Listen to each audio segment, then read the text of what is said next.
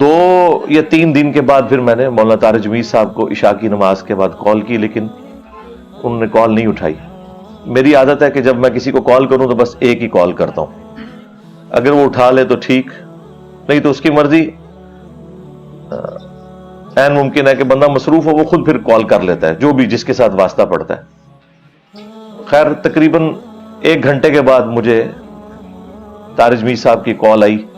تو میں نے ان سے پھر تعزیت کی، انا للہ و انا الیہ راجعون،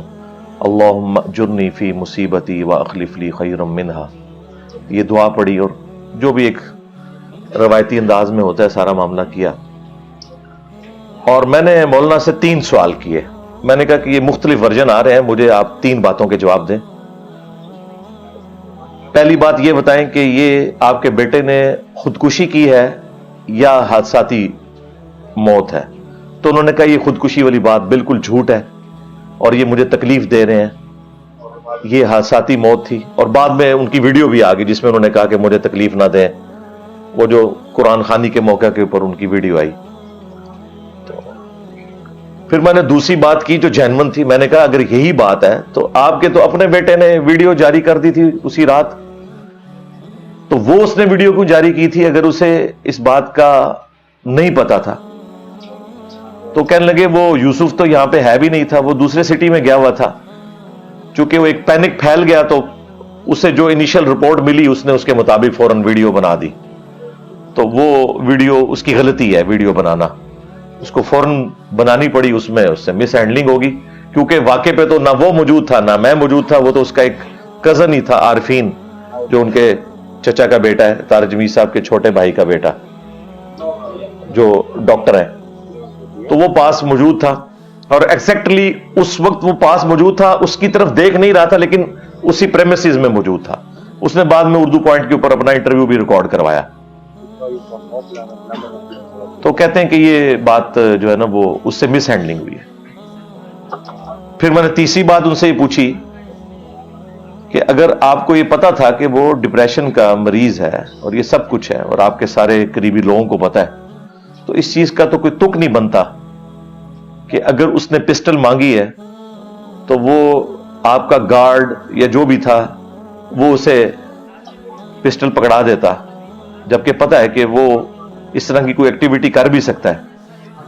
کہتے ہیں آپ کی بات بالکل ٹھیک ہے، لیکن یہ کوئی پہلی دفعہ نہیں ہوا، اس سے پہلے بھی وہ خالی پسٹل اسے دیتے ہیں تو وہ کھیلتا رہتا ہے، چونکہ سارے اس کو ذرا